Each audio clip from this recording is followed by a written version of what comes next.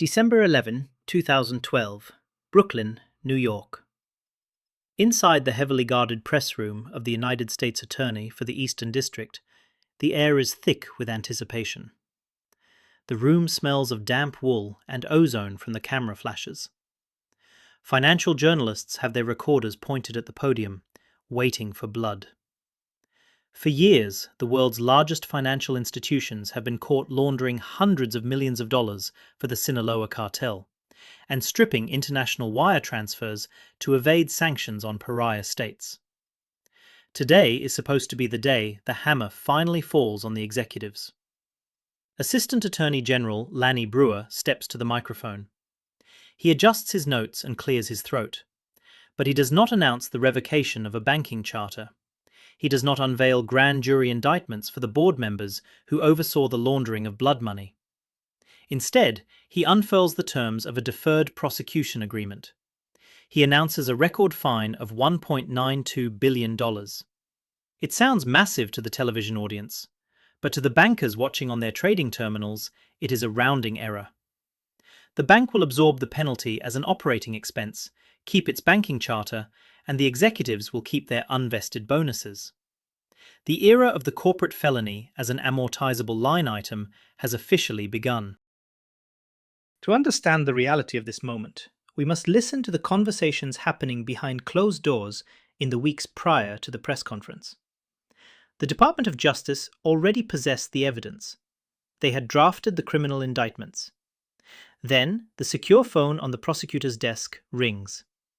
It is the Chancellor of the Exchequer in London, backed by the United Kingdom Financial Services Authority. The British regulator speaks clearly to the American prosecutor. He says, "If you indict this specific institution, you will trigger a global liquidity crisis. We will see contagion that makes the 2008 market crash look like a minor correction."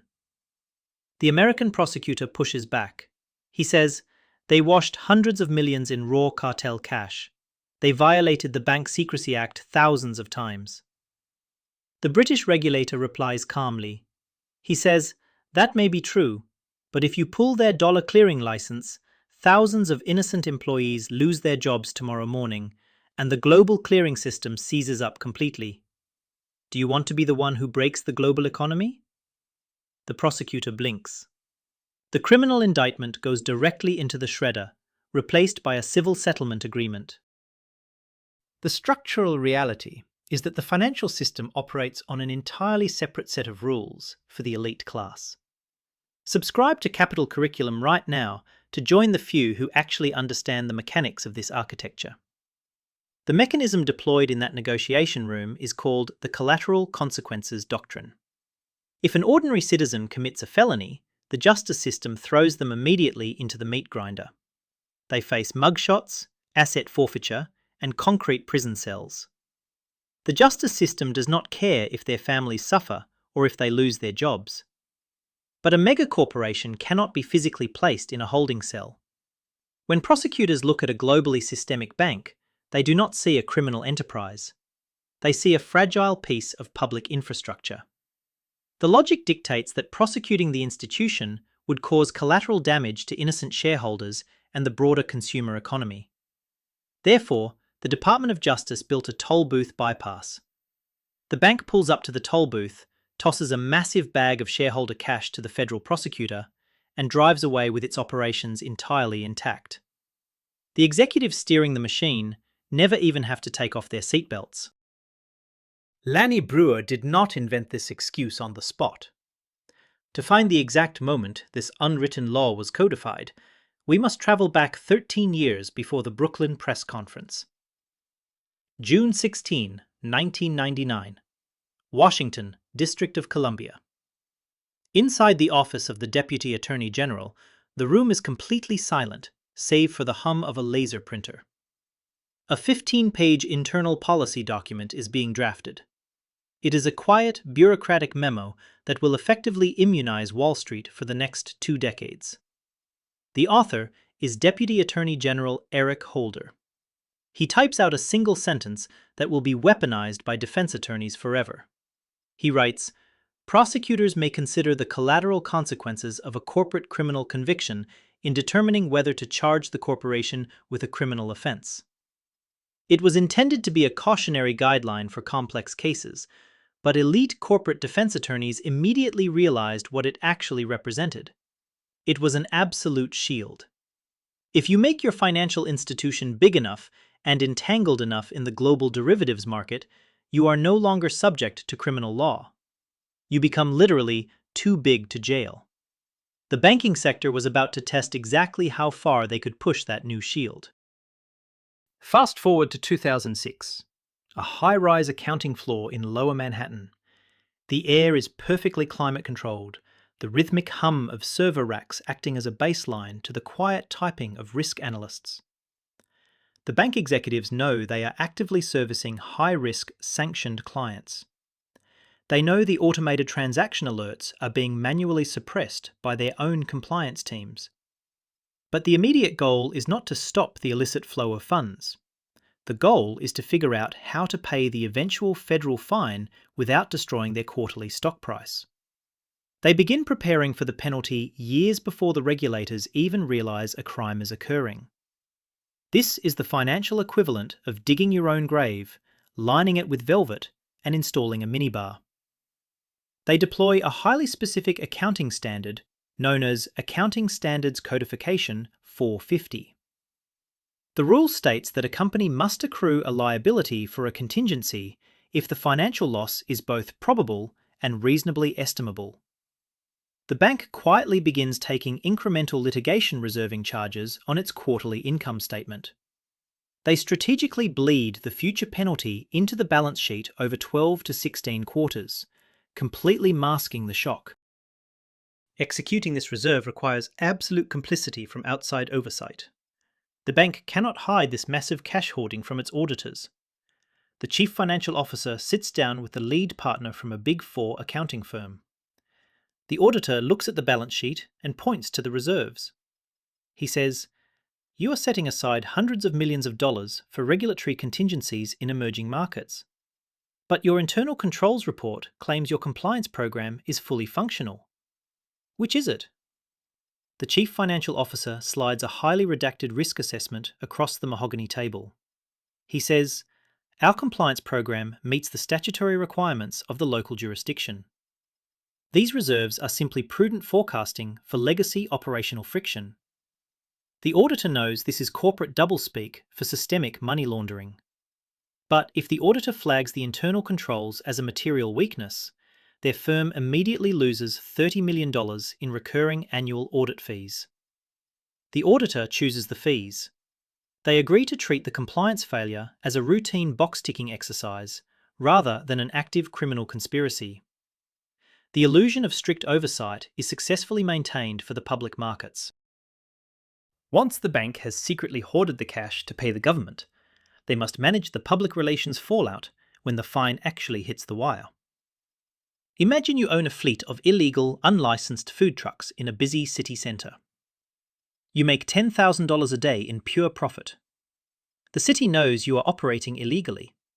But instead of towing your trucks and arresting your drivers, they issue a $500 parking ticket at the end of every month. You gladly pay the $500. It is not a deterrent. It is a very important person parking ticket. It is simply the cost of your operating license. When a megabank signs a deferred prosecution agreement, they use non-standard adjusted earnings metrics to sell the fine to their investors. The investor relations team issues a glowing report that artificially strips out the multi-billion-dollar penalty. They label the massive fine as a non-recurring, exceptional legacy item. They focus the media entirely on core operating profit, completely ignoring the fact that the core profit was built on illegal transactions. The end result is a masterpiece of modern financial illusion. The illicit activity generated pure, unadulterated revenue for years. That revenue boosted actual operating profit and triggered 9-figure bonuses for the executive suite. When the billion-dollar parking ticket finally hits the balance sheet years later, it is classified as a non-operating anomaly. Wall Street analysts ignore the fine. The stock price actually rallies because the uncertainty of the federal investigation has been removed. The executives keep the massive bonuses they earned from the illegal revenue streams. The cost of the penalty is entirely paid by diluting current shareholder equity. It is the perfect crime because the final step is completely legal on paper. But to justify building this massive architectural cover-up, the underlying profit engine had to be incredibly staggering. The bank needed a cash flow so immense and so heavily concentrated in pure profit margin that the eventual billion-dollar fines were worth the calculated risk. They needed a client who dealt exclusively in raw, physical currency outside the bounds of traditional commerce. They needed the narco cartels. August 2007, Sinaloa State, Mexico. The heat outside the reinforced glass of the local bank branch is stifling. Inside, the air conditioning is running at maximum capacity to cool the machines. The queue at the teller window does not look like a normal line of retail banking customers. A group of men approaches the counter. They are not carrying standard briefcases or duffel bags. They are dragging custom-built, heavily reinforced cardboard boxes. These specific boxes were designed and measured to fit the exact dimensions of the bank teller windows. Inside the boxes are hundreds of thousands of United States dollars in sequential, rubber-banded brick formations. The tellers process the cash mechanically. The ambient sound of the automated money counters sounds like a small manufacturing plant running at full tilt.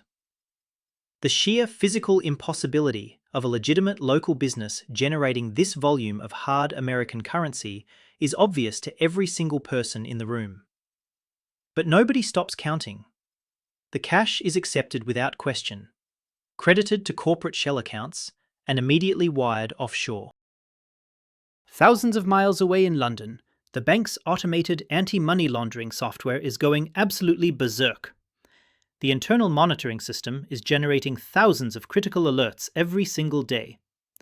A compliance officer stationed in the United States looks at the incoming wire data and sends a panicked internal email to his regional superior. He writes, "What is this, the Bank of Bogota?" The volume of suspicious wire transfers originating from the Mexico branches is physically impossible to clear legally. We have to freeze these accounts. The regional superior writes back immediately. He says, "Reclassify Mexico from a high-risk to a standard-risk jurisdiction." The compliance officer stares at his monitor in disbelief. Reclassifying a known narco state to standard risk alters the software algorithm. It instantly suppresses the alerts and reduces the paperwork backlog to 0. The manager sends a follow-up message. He says, "We are a business, not a police force. Process the backlog." The compliance executives are actively shutting off the fire alarms while the building is burning because the fire itself is generating millions of dollars in cross-border transaction fees. Bypassing the United States Treasury requires a specific mechanical interbank process known as wire stripping. International financial wires use the SWIFT messaging protocol. When a sanctioned entity, like an Iranian state bank, needs United States dollars, they send a payment instruction to a European correspondent bank. The SWIFT protocol uses different message formats. An MT103 message contains highly granular data, including the actual name and address of the originator. To bypass American security filters, the European bank software is explicitly programmed to strip or delete the sanctioned client name from the payment message. They intentionally replace the specific Iranian name with a generic, untraceable phrase like, "one of our clients." The stripped payment message then hits the United States Clearing Bank in New York. The American compliance software scans the data fields, finds no sanctioned names, and automatically clears the transaction. The European bank collects a massive premium fee for providing highly illegal dollar liquidity to pariah states and cartels, while leaving the American bank completely blind to the true source of the funds. The European correspondent bank is operating as a massive, fully automated laundromat. They are intentionally blinding the United States financial system to the origin of the funds. And for years, the mechanism works flawlessly. By 2008, the cartel money is moving so incredibly fast, it is actually propping up the dollar liquidity of the very institutions that are collapsing under toxic mortgage debt. But a machine this large cannot stay completely invisible forever. Eventually, the sheer volume of suppressed compliance alerts leaves a digital paper trail that cannot be cleanly deleted. Regulators in Washington begin receiving leaks from frustrated mid-level analysts. Congressional subpoenas are drafted. The Senate Permanent Subcommittee on Investigations opens a sprawling, aggressive probe into the exact mechanics of the wire stripping and the custom-built cash boxes. The executives who engineered the system realize the music is finally about to stop. They have the cash reserves ready, but someone is going to have to face the federal cameras. The bank urgently needs a human sacrifice. July 17, 2012. Room 106 of the Dirksen Senate Office Building in Washington, District of Columbia. It is a packed, high-ceilinged hearing room. The oppressive heat of the television lighting bears down heavily on the witness table. The continuous, aggressive, rapid-fire shutter clicks of press cameras echo sharply against the wood-panelled walls. Senator Carl Levin sits elevated at the dais. He is glaring down with barely contained contempt. A massive 335-page congressional report sits squarely in front of him, detailing exactly how the bank serviced narcotics traffickers and stripped Swift wires. Sitting entirely alone at the witness table is the head of group compliance. He has held the lucrative position for a decade. He looks completely exhausted. His face is pale against the stark lighting. He is staring into the abyss of a live global television broadcast, fully aware of the corporate script he has been ordered to read to protect the executive board from criminal prosecution. Senator Levin leans aggressively into his microphone. He says, "You were the head of global compliance while billions of dollars of illicit drug proceeds washed through your branches. Did you know about the modified cash boxes in Sinaloa? Did you know the risk alerts were manually suppressed in London?" The compliance head adjusts his glasses. His voice is remarkably flat and devoid of emotion. He says, "Despite the best efforts and intentions of many dedicated professionals, we have fallen short of our own expectations and the strict expectations of our regulators." Levin interrupts him, slamming his hand on the desk. He says, "That is a public relations statement, not an answer to my question." The executive takes a deep breath and delivers the kill shot to his own career. He says, "I recommended to the board that now is the appropriate time, for me and for the bank, for someone new to serve as the head of group compliance. I have agreed to step down." He resigns on live television. It is a highly orchestrated, theatrical performance designed to take the public shame without admitting any personal criminal liability.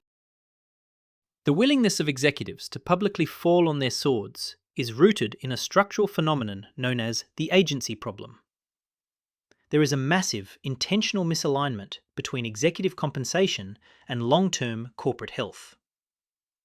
Bank chief executive officers and compliance heads are compensated primarily through restricted stock units and massive cash bonuses tied to return on equity.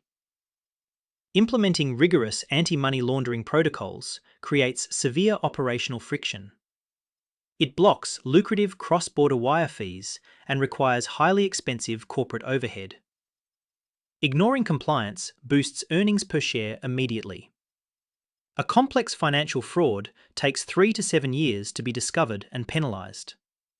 By the time the massive fine actually hits the balance sheet, the executives who initiated the behavior have already seen their stock units vest.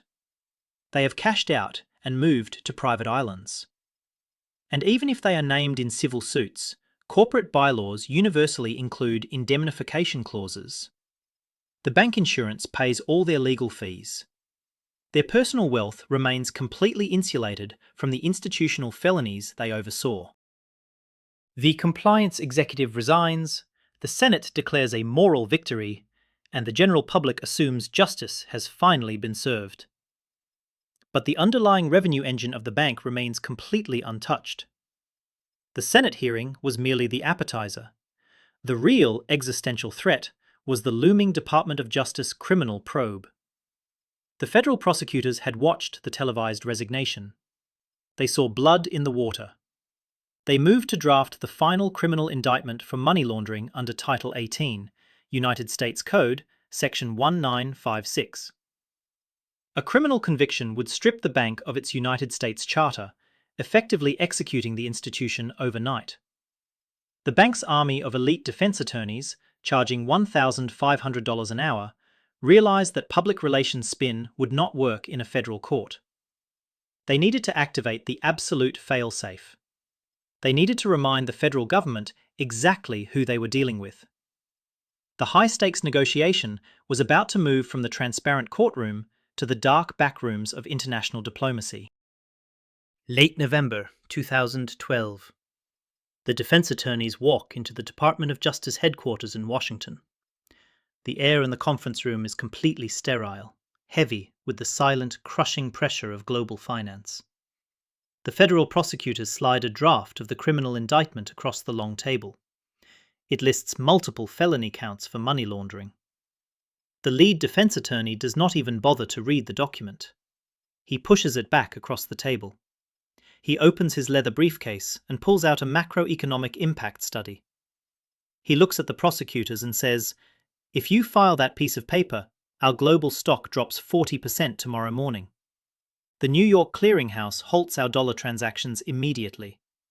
By Friday, millions of consumer accounts will freeze, and by next Monday, the systemic shock will crater the Dow Jones Industrial Average. Are you prepared to take personal responsibility for triggering the next Great Recession?" The prosecutors stare in total silence.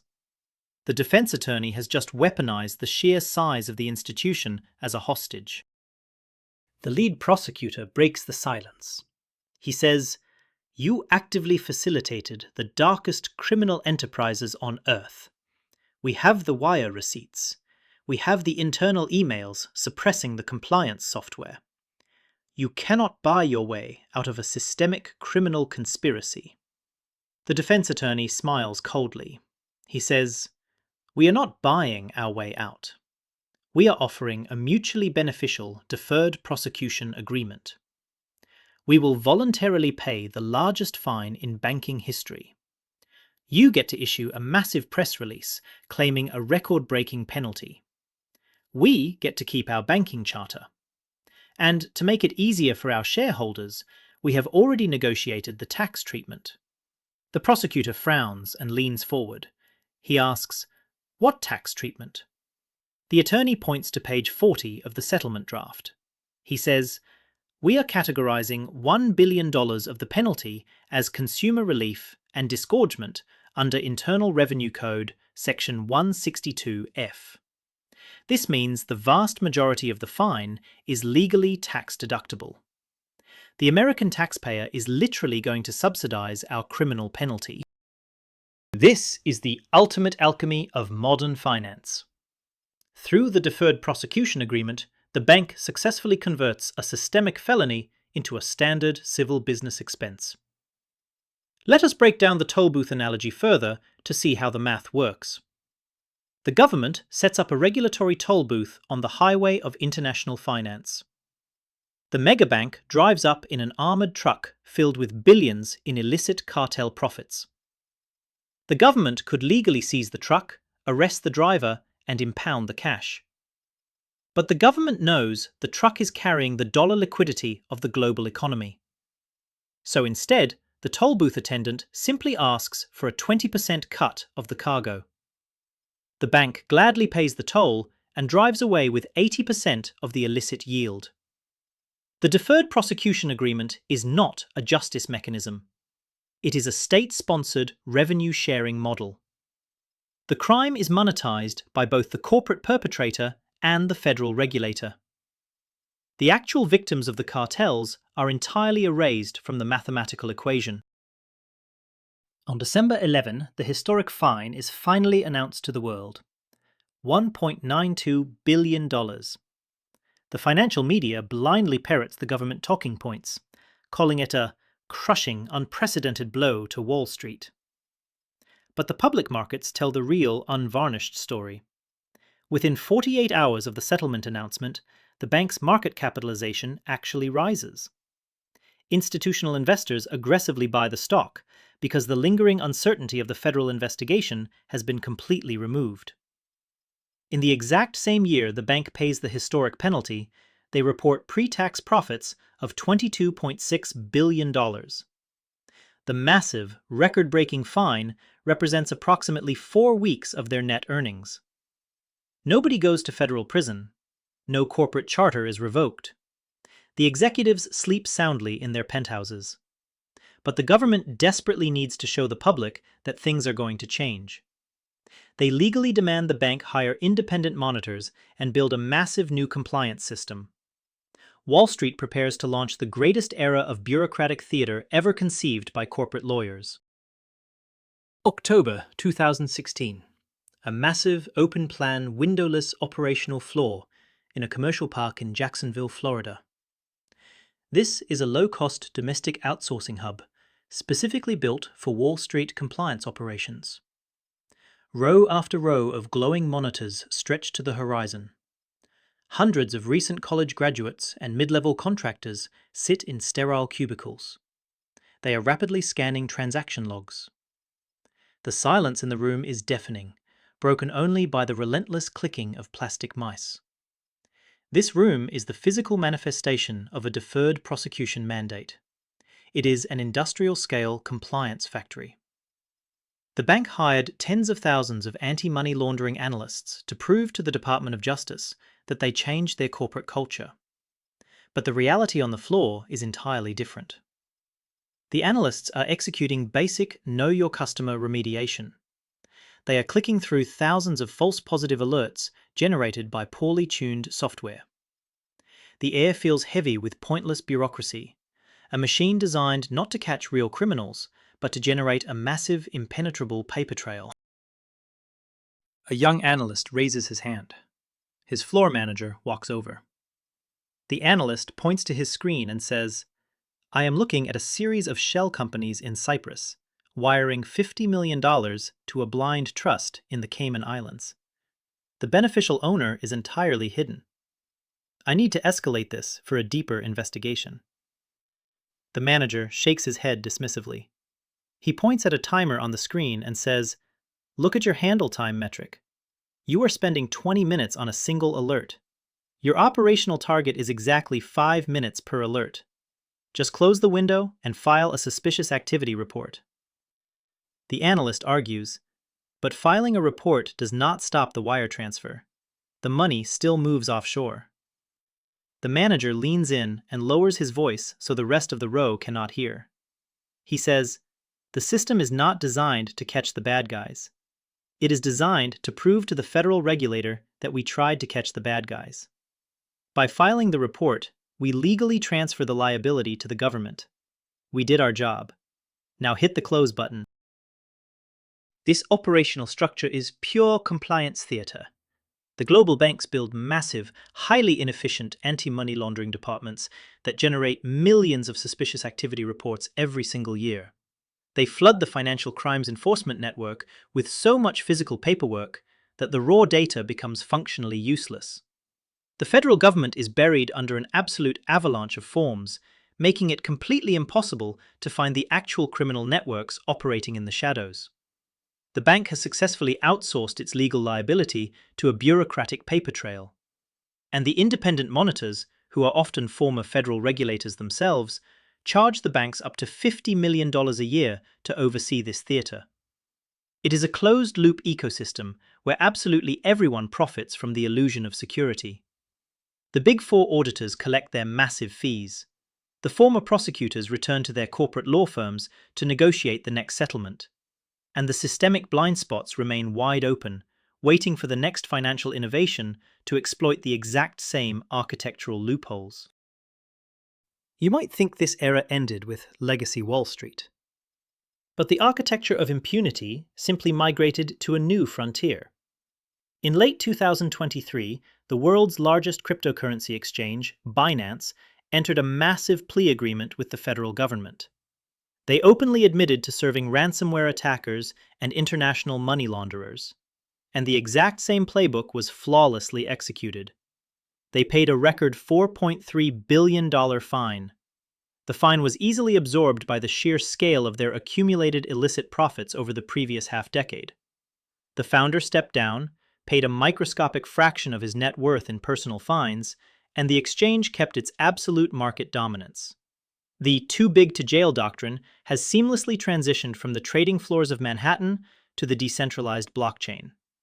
Corporate crime is still a highly profitable, easily amortizable line item. The financial justice system is not broken. It is operating exactly as it was designed to operate. If you want to see the underlying architecture of the next systemic crisis before it hits the mainstream headlines, subscribe to Capital Curriculum. The math never lies, even when the bankers do.